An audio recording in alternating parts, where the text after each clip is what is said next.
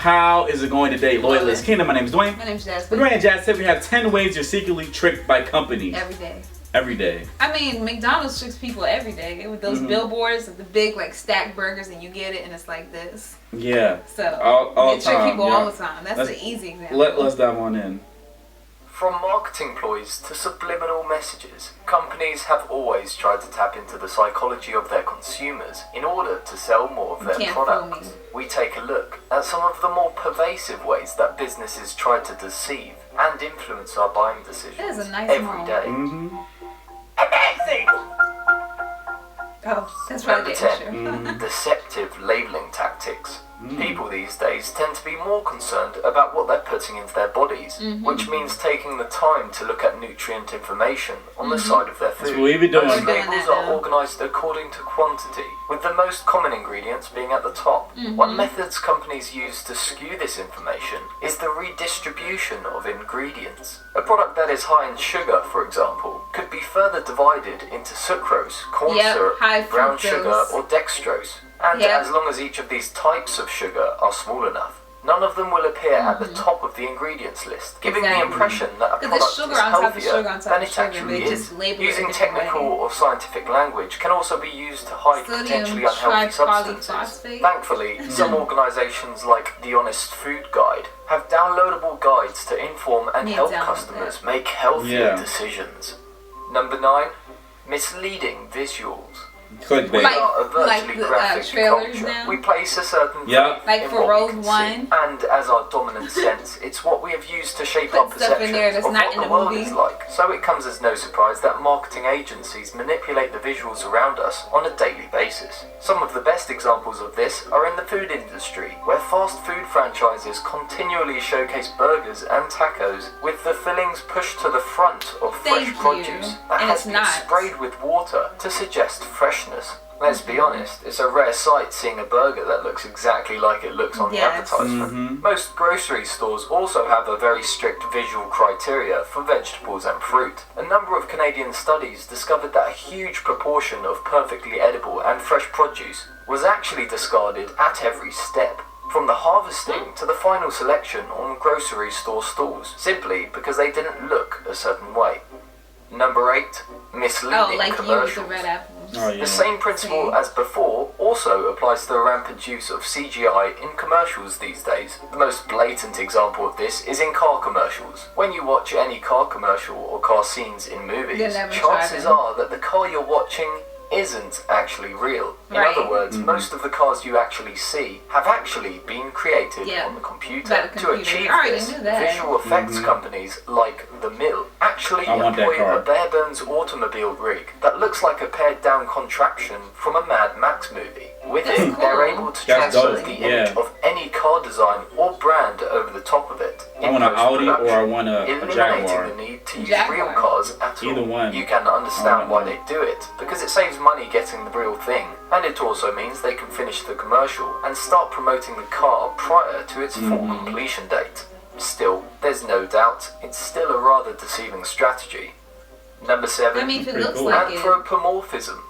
It may just be a human quirk, but we love giving human qualities to animals and inanimate things. We give pet names to our cars, we scream at our computers when they're not working, and we assume the weather is out to get us. In other words, when we attribute characteristics to an object, we immediately begin to empathise with it. Marketers have long known how to use this cognitive bias to their favour. Simply put, the anthropomorphization of brands is a sneaky way to make us trust the brand and make an emotional connection with it. One study by Elon University even confirmed that anthropomorphic spokes characters have an undeniably positive effect on brand personalities. And while this may seem like an obvious way to appeal to customers, what people don't realise is just how rampant and subtle anthropomorphism can be. From animal mascots like Joe Camel, Tony the Tiger, and Spuds MacKenzie, to the personified orange wedge from Shock Top Beers, and the talking lamp in Pixar's logo. Number 6. Anti-advertising slogans. What's the best way to advertise something? Well, how about not advertising it? This is the approach that some companies have taken by offering transparency. The principle behind their strategy is similar to reverse psychology. A number of studies have found that by intimating that someone shouldn't buy their product, they are in fact advertising. Right, please, like, I bet if you do a video like, please do not watch this video. How many people watch about the this video? deceptive I'm nature watching it of anyway. advertisements, and this capacity for businesses to demonstrate self-depreciation actually pays off. Yeah, they'll be like, Brands ignore like this video. Patagonia In fact, you want to do campaigns that? reading, Please don't watch buy that this video. coat, as a way to reduce the carbon footprint of their customers. But it still served to sell their brand. Another example is Under Armour, a sportswear company, which has continually showcased itself as an underdog to bigger conglomerates like Nike. They took a similar anti-advertising approach by advocating that instead of just doing it, that real success requires hard work That you need and to do it. perseverance. The honesty Yeah. of their message seems to have paid off, as in recent I need years to get they've that. been That's challenging what I was both saying. Nike Yeah. and Lululemon for top dog position as a sportswear company. Number 5, decoy pricing. The decoy effect, or the asymmetric dominance effect, refers to a tendency in humans to change their preferences based on whether or not a decoy product is introduced that is inferior to other choices. The best example of this is when a consumer is confronted with two computers with similar qualities and prices. With They may almost have the a same hard thing. time choosing between them. However, when a third computer is advertised that is both pricier and has a smaller hard drive than either, it automatically makes the first two choices seem Have you all that seen more that? attractive Hell and no, I'm going for that encourages one in the more middle. reckless spending. You can try this one out for yourself the next time you go shopping. If there's a product that appears inferior and costs more than the other choices, chances are you're the victim of a decoy. Number 4, overpricing. Have you ever eaten at a fancy restaurant Yes. and noticed one of their most expensive It's dishes something and then that's like decided to this go with a small. cheaper option? You may have fallen into a marketing ploy related to a cognitive bias called anchoring. The basic premise is that potential customers will rely heavily on the first piece of information that they see. Yeah. For example, if the first entry on a menu is $100, you're like, $100, no. we typically set that as our baseline price. Anything lower seems much more attractive, even if it's also heavily overpriced. Car dealerships employ this tactic all the time by setting a standard price for a car that is exorbitant. Because it's the first price that consumers see, they're more willing Yeah. to accept a lower price vehicle, even if it's still well above the average cost. Perhaps the stereotype of shyster used car salesman Yes, has a I grain love of that. truth to That it. movie's Matilda. You gotta Number watch 3, it. I gotta It's watch one of it. my favorite reduced movies. portion sizes. Oh! I know about this. How much air there seems to be Ooh. in bags of crisps these days. In the food industry, see, I'm that particular, person in the chip reduced aisle that'll portions feel have become the an bag. Look at that, increasing Sneak. trend. On the surface, this might seem like a great idea, given the Western world's obesity epidemic. That is, until you discover that the prices for products The don't same thing. reflect the diminished package sizes. In other words, companies It's realise the same that with reducing Coke portion sodas sizes too. instead of Because some of them increasing will the have a big price tall one, makes it's the like a dollar, product and have the little seem two, more the little competitive, liter, which is it's why like Toblerone $1.50 even or recently changed the whatever. design of their bars. Outrageous.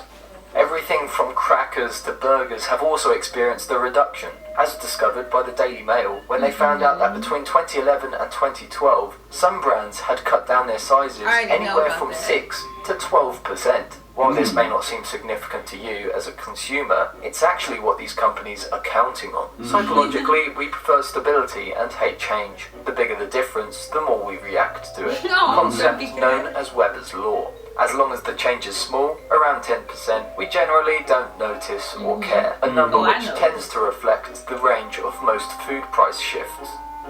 Number 2, Gruen transfer. Named after the eminent mall architect Victor Gruen, the Gruen Running a lot. transfer refers Yeah, to no. the maze-like quality which hallmarks many malls and superstores. Oh. Gruen discovered early on that creating an environment of disorientation helped to sway people into a false sense of security and expose them to products they might not have ordinarily bought. Such strategies Oh, by giving include them a whole lot creating a of choices, counterclockwise route, makes them look at since stuff roughly 9 out of 10 people that are they won't look right-handed at. and will use their left hand to steer the cart, avoiding the use of natural light or clocks to suspend the sensation of time passing, and placing Oh, yeah, they complementing don't put any items clocks like bread out. and milk at opposite sides of the store so that consumers have to walk by numerous other products, increasing their chances of buying things they hadn't planned on purchasing. Another study out of Stanford You learn. University discovered that people were more likely to engage in risk-taking behavior, such as impulse buying, when they were interrupted from their tasks. So, next time you find yourself distracted by the grocery store intercom and can't find the right aisle, keep in mind there's probably a good reason why. Because they want you to get Number something one, other than like just milk. strategic layout of products. Just When like you go into before. Safeway or a Husky gas station, what you might not realise is that the placement of every food product has been carefully designed, tested and implemented to such an extent that companies actually have representatives and quality consultants making rounds to ensure everything is where it's supposed to be. The layout of stores and placements on shelves when I was working retail, corresponds to it had to be popularity certain and places budget, and certain things, with we would push lesser certain known things to the regional front brands for taking sales. top Oh, you shelf, would? where they add a Yeah. sense of If this ain't selling, push that note to the front and then push the thing else are onto the reserved back. for Oh. conglomerates and well-known brands that sell more. Additionally, the bottom shelves are usually full For of kids. kid-friendly products 'Cause they can that will reach catch it. their eye. The next time you're at the store, take Yep. note of which cereal brands They're end at up the on top. which shelf, and you'll see what we mean. Grocery store consumer tactics don't end there, though. Even the size of grocery baskets and shopping carts is designed to encourage you to overstock. Since 1938, the size of grocery carts has tripled, and one study Wow. found that when Whole Foods doubled the size of their carts, people were inclined to buy upwards of 40% more. The They next felt like time their you cart head to was the too store, empty, like, I maybe need go something for the else. basket instead. We're always being told that companies will do anything to vie for our business, but more often than not, we take for granted the extent in which marketing plays a subtle, if significant, role in our purchasing Like a marketing habits. class. Have you noticed any of these trends? I Can you have. think of any? Well, wow. But that one for sure about the Lay's, I've noticed that. I'm like, this feels. I already knew about that. I would go in the chip aisle and I'm gonna fill every bag to make sure that it's like which one is the closest to the top. Like, Right. Because I'm not just gonna get some one in the front. It's always the one that's like with the most air. So I'll go way in the back even though I'm short and just like Yeah. try to like reach stuff. And, And I another want that one. secret is that the fresher ones are in the back. Yeah, the ones because that they're are trying old, to put the yeah. ones that are like about to expire towards the front. So it's easy to have go them. towards I understand that one though, but yeah, those are. Ooh, these companies. Ooh, ooh. But anyway, guys, please comment below if you think. Don't forget to like, Subscribe. share. It's just more, guys. This is.